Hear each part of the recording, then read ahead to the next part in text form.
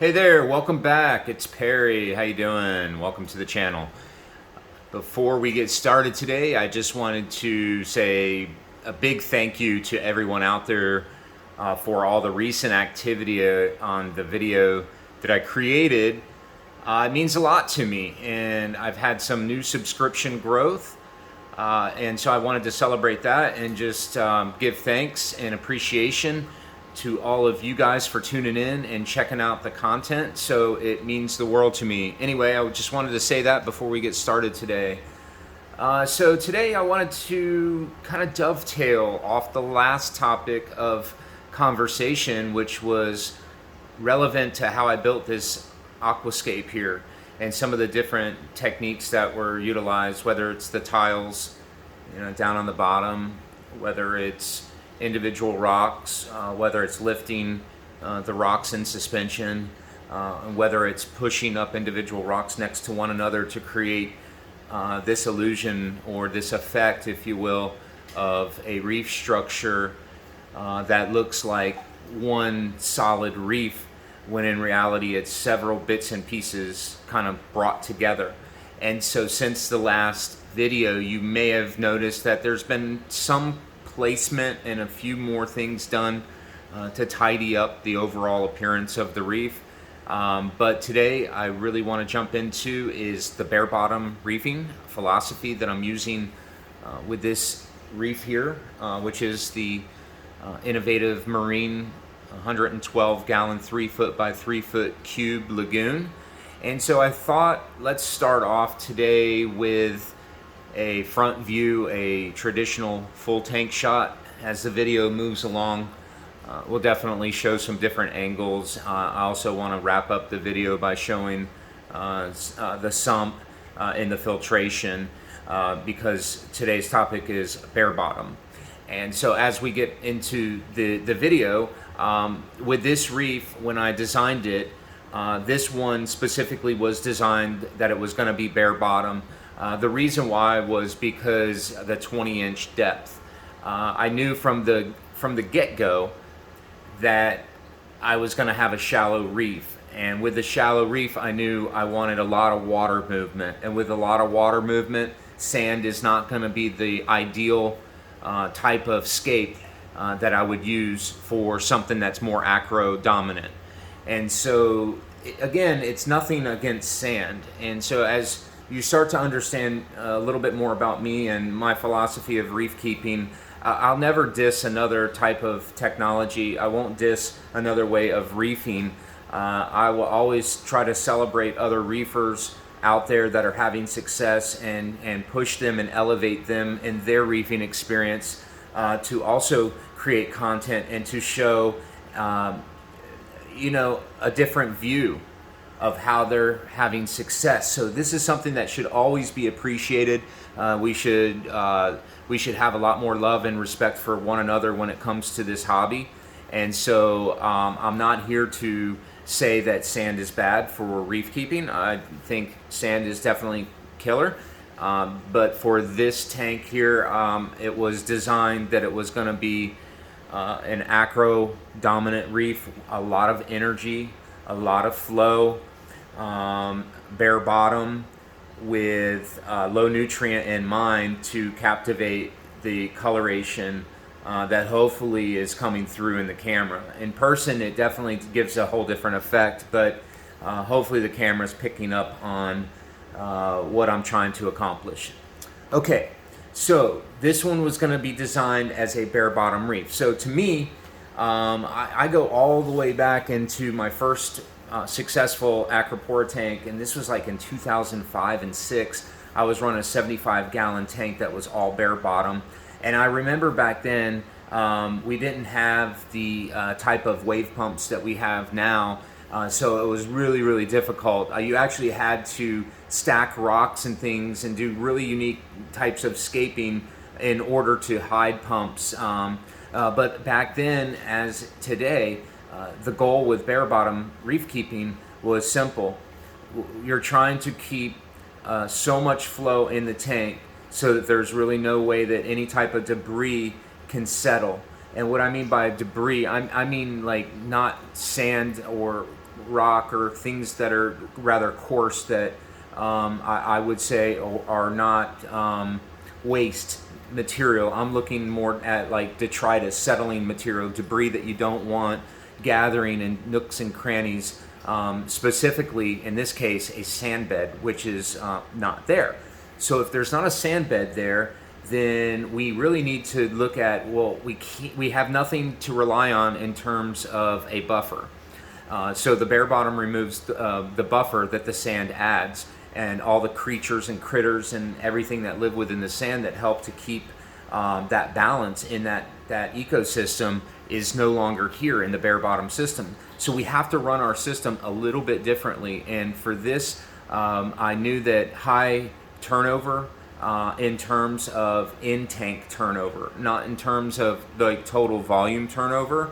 The regular turnover in the aquarium is pretty significant, but it's only around 800, maybe 900 max GPH coming through from the filtration room into the lagoon here.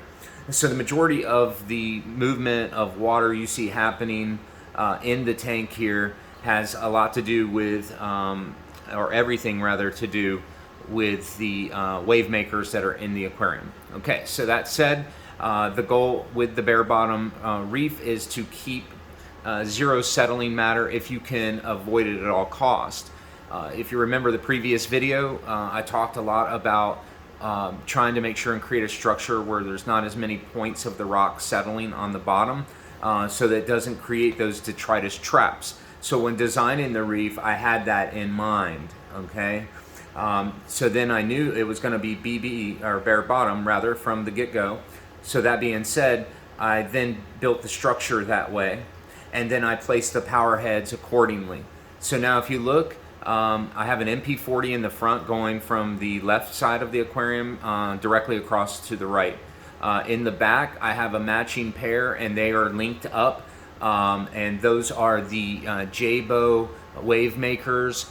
They are the heaviest power pump that they offer. I believe they peak out at 5,500 GPH each. So we'll show some water movement here in a second. So they move the majority of the water throughout the aquarium. Now in the bottom left, pushing from left to right behind the scape, and from right to left on the bottom, moving from right to left. So one blowing towards the center, the other blowing towards the center, but the one on the right happens to blow towards, it's angled, so it's blowing into the middle part of the reef, not just directly straight across the back of the aquarium. And I'll show a little bit more about that here in a second when I show the way the wave is moving throughout the tank. So let me pause and I'll be right there. All right, so there's one of those J-bows, and now we're looking at the side view. So we come in through the side. There's the MP40 coming straight across. There's a J-bow across the other way, and now that's angling towards the top right here, and it's shooting over directly to this corner, and it's coming pretty straight over. Now this one is angled out diagonally, like towards the corner over here, so it's blowing more towards the corner over here. That way the MP40 blows out and across the reef, as you can see. Now in the bottom, in the back, you can see a tunesy, but you can see the way it's angled. There you go. You can see it's kind of angled towards where it's coming up underneath that rock right there, blowing in through that way, and that way it's keeping detritus, you know, from settling. Now I do get some settling points inside here, and we'll get into what I do in order to kind of manage that detritus. But as you can see, there's not a whole lot of real area, you know, for settling, and that's the goal. So what we have is we've got a wave pushing over the front. We've got the one coming directly across the top over here, and then the one blowing down in the bottom. Now, here's what the top of the water looks like. So as I back away, I want to show you, this is what the top of the water looks like in normal wave mode.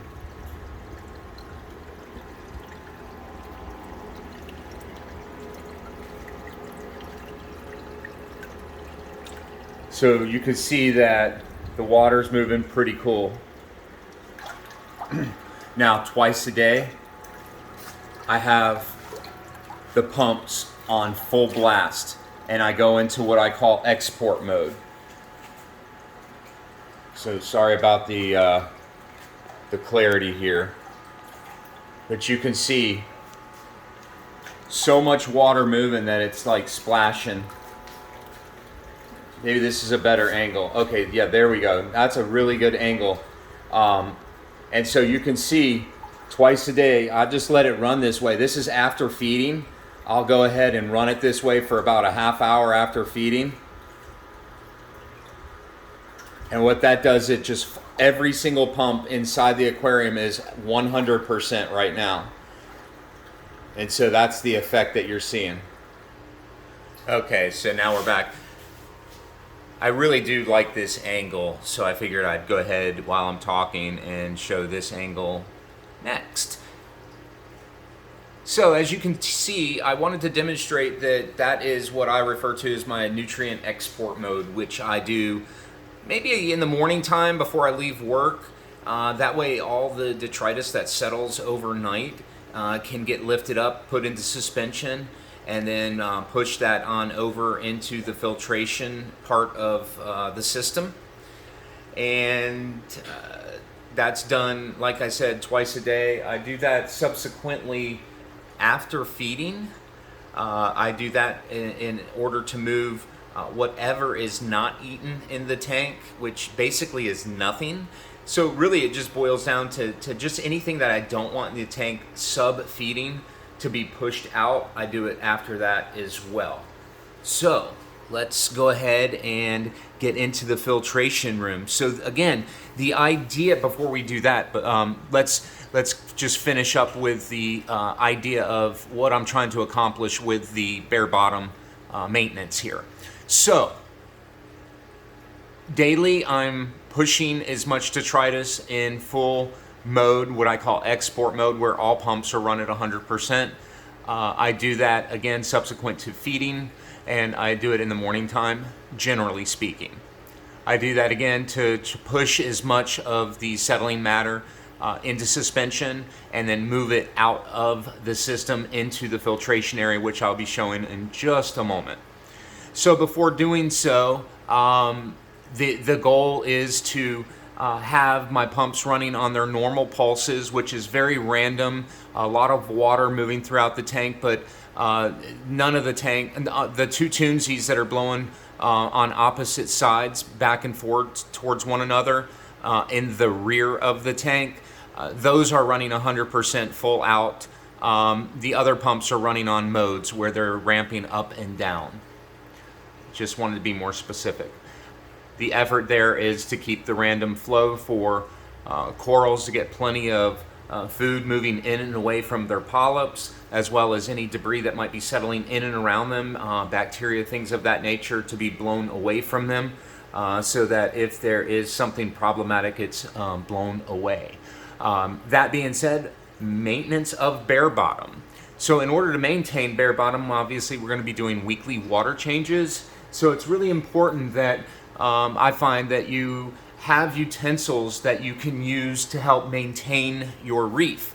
And I guess that would probably be another follow-up video to this one, would be getting into some of the maintenance and husbandry and the tools that are used in scrubbing, and maybe some of the things that are done in effort to try to keep the aquarium as clean as possible. But the main foundation of the manner of which I'm running this system, again, which is really basic philosophy, just a modified Berlin system, large protein skimmer, high quality foods being fed that are frozen to the fish. They are fat and fed well, and then export very quickly, remove everything else out of the system. And then just from there, a weekly water change, and that's pretty much it. There's really no need for anything else. I do kalkwasser for ion balance, as well as a little bit of trace. I can get into that in a subsequent video, but it's not enough to really even talk about. And then ESV two-part in addition to the ESV. So it's a very basic system is what I'm trying to drive at, and I think the colors are pretty darn good. So you don't need to run a fancy probiotic or bacterial driven system with carbon and bacteria and all of the different aminos and probiotics, etc., in order to have a healthy, happy reef. So I just want to demonstrate that this is my approach. Again, nothing to knock those systems. They're beautiful, and I've run them, and I've had great success. So it's nothing against those systems. This one is just using core Barebottom philosophy with a modified Berlin system in order to hopefully achieve something similar. So we're going to move to the filtration room, and then we're going to wrap this one up because this is a pretty long video. Okay, so sorry the color temperature change here. Actually, I'm going to pause and see what I can do about that. Okay, sorry about that. Welcome back. Okay, so we were in the display room, and we're now in the reef room, and this is my return lines. They drop down, and the other core philosophy of reef keeping with Barebottom for me is that I'm trying to catch as much debris as I can, and I am in that filter sock right there. So I just have that little plastic clamp there, hooking that on. As I back away, you can see my protein skimmer. It's an old cone skimmer from iTech. Now you can see my sump in pretty full view now. Oops, excuse me. All right, there you go, in pretty full view. So the idea is to catch as much settling matter that's left in suspension from the display, which I do in the filter sock. It then passes the protein skimmer, which is a big protein skimmer, and you can see it's really chugging away, doing a pretty good job. And then as we move along, you can see that I do have some really nice live rock in here. And so once every couple of weeks, I will clean out the sump as well. That's just stuff that falls off the rock, or just settling debris that's caught up in the system, which, you know, the sock can't remove all of it. But you can see that's a really basic system. And then that's a little bit of carbon in a sock. So that's it. And then what I'll do is I'll grab it, bounce it up and down, put it back, boom. And then you can see my outtake from my skimmer blows across the back, hits that, and then goes over here where you see the return pump, and then the return pump goes right back through the wall. So very simple. You can see the UV sterilizer, and that is not hooked up. It's not running anymore. I've been offline on that for a while. And so that's pretty much it for the equipment room. Okay, so that was the filtration room. So as you can see, nothing new here today, nothing earth-shattering happening here with this reef aquarium.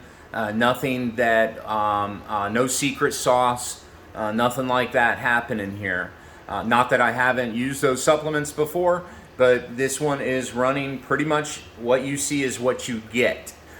So that all being said, nothing really all new here to discuss. Barebottom philosophy being that we don't want any detritus or settling matter to be caught up or left behind in our display tank. Hopefully we can have our power heads, our wave makers, and our return pump all situated in such a manner that we can push that all out from the display into the filtration zone of the aquarium, whether it be the back of your all-in-one system, or whether it be into your sump below your tank, or into your filtration room like in my case. Either way, there's a place where that water can then be caught to where any of that debris or settling matter, detritus if you will, is caught within a sock If you choose not to do the sock, you can do that. You just need to plan out regular maintenance on that sump, and then just keep in mind that a lot of those critters that grow, like those hard, crusty critters, and you know, like barnacle type critters and stuff, will grow and proliferate much faster in that situation. And then, of course, stuff gets in there that you may or may not want. So that all being said, it's up to you. It makes it easier for me to just change a filter sock every 3 or 4 days and then slap a new one on, and then maintain them by washing them in bleach and then drying them out and then rinsing them in tap water. And that's just how I do it. But again, it's all up to you. The idea is to get that debris settling matter into a place to where it's caught by a filter sock, by a means of mechanical filtration, if that's what you choose, and then you're filtering, and then return back to your aquarium as clean, polished water. Pretty much it. So that's the idea. I wanted to share with you just some of the different ways that I'm using to help me be successful with bare-bottom reefing. It helps me to keep a very stable nutrients within the system.